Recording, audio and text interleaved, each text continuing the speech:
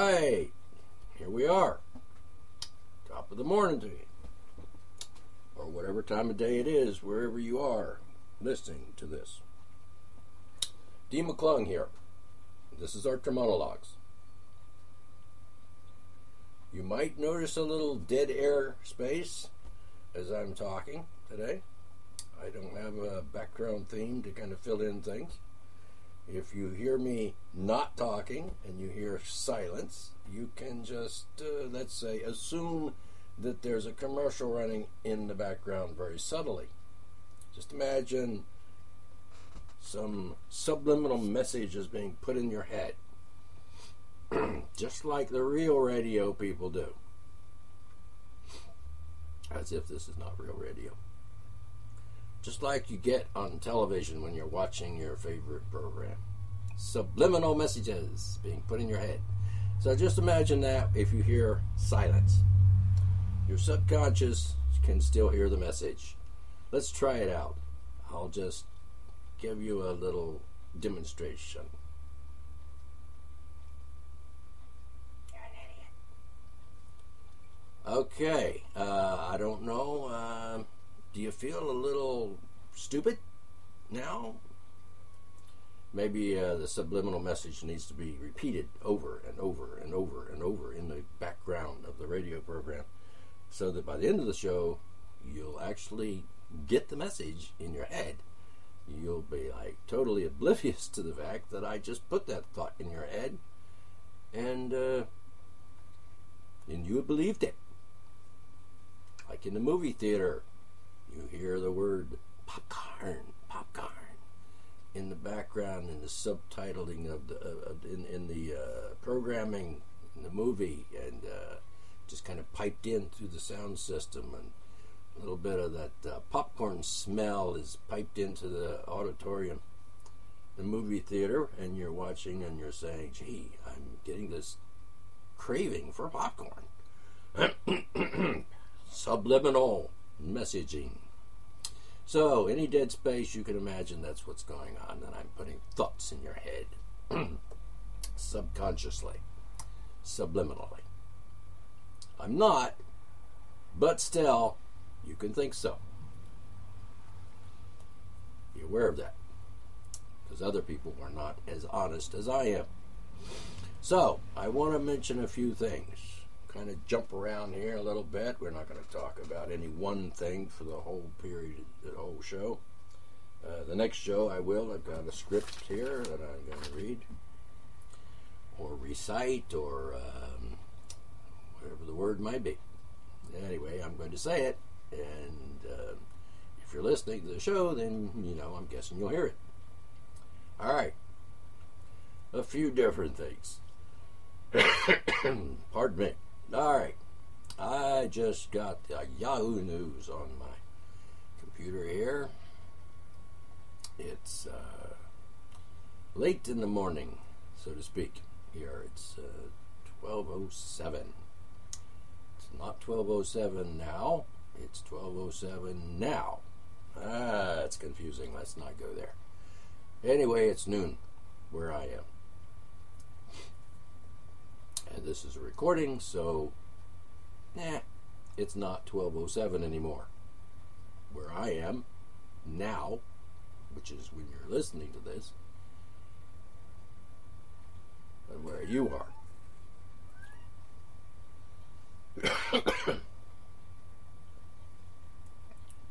All right.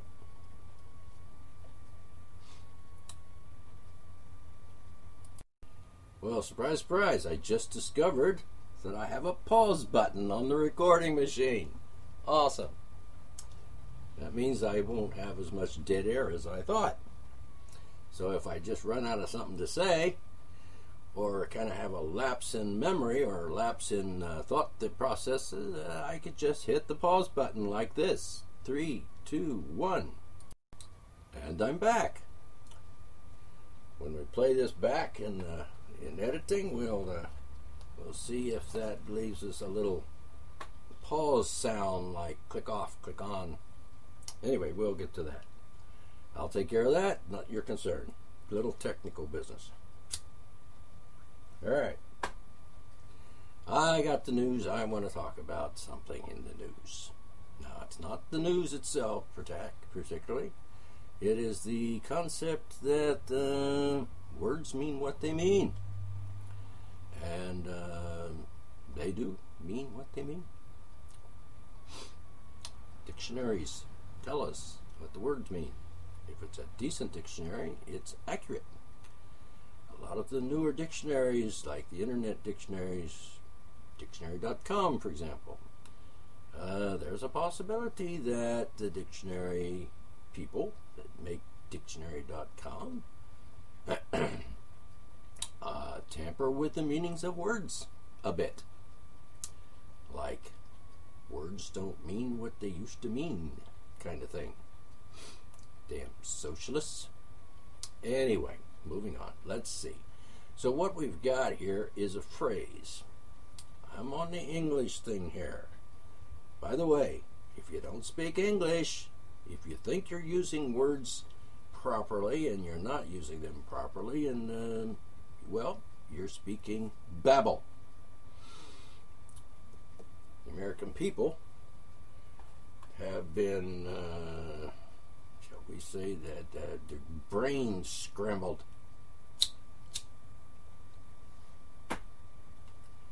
Remind me to talk about what lousy products the tobacco companies are making nowadays. The cigarettes are crap, and they've been ruined, and I can tell you who is responsible. I'll get back to that subject in another show. But it pisses me off. Alright, moving back to where we were. We got a phrase, and I want to explain what's wrong with the phrase. Alright, the article here is, he's not a groper. Ivanka Trump defends father from harassment allegation. Alright, number one, they're really trying to screw with the guy, aren't they? Ha! He must be onto something. Alright.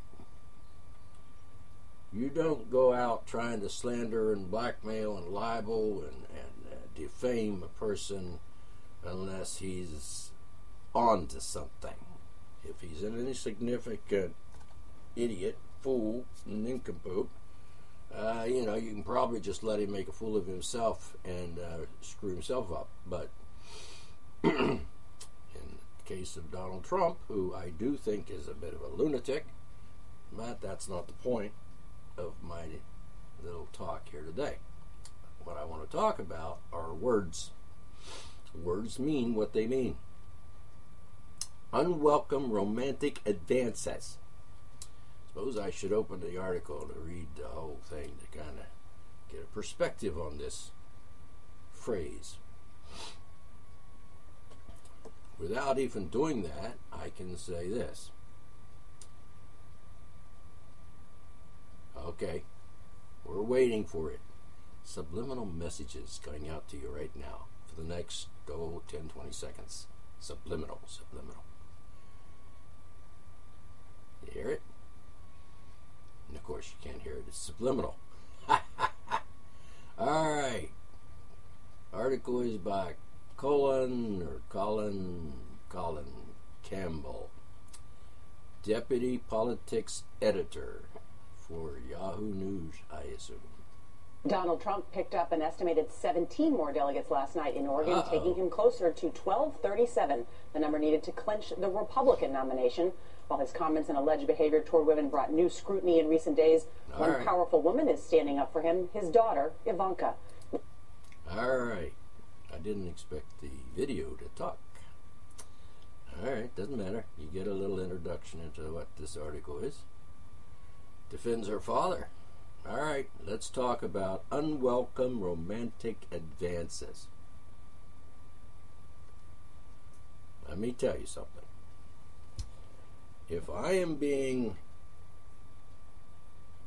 let's say I meet you, and let's suppose you're a nice person and say a pretty woman or a attractive human being of the opposite gender from me.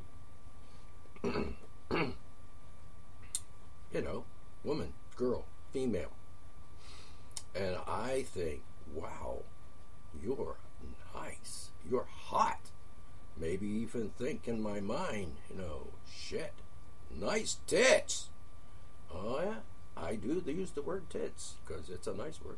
It pretty much gets right to the point of the thing, two of them. So, unwelcome romantic advances.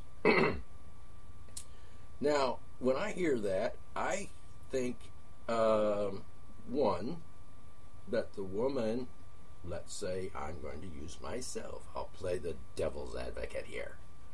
Let's just assume that you are a very attractive woman.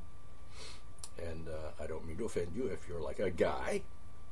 Just pretend you're not a guy. Or just think of somebody that you know who that is an attractive female person. Or you can use this in the opposite direction if I was a female and I was giving you unwelcome romantic advances, and so on. And even if you're gay, which is fine, whatever works to give you a picture in your mind of what I'm talking about. So here we go. You got yourself an attractive woman, let's say, in this case. In my mind, you're an attractive woman. If you're listening, you're a guy, that's fine, you're cool, and I'm not gay. So, be cool. All right, go with me. Go with the flow here. Unwelcome. All right, meaning what? I'm supposed to know that every woman that I see anywhere, and this is like online, is possible to have an unwelcome advances towards a woman online, I suppose. I could be sending her IMs or private messages, or I could be sending her emails or texting her or whatever.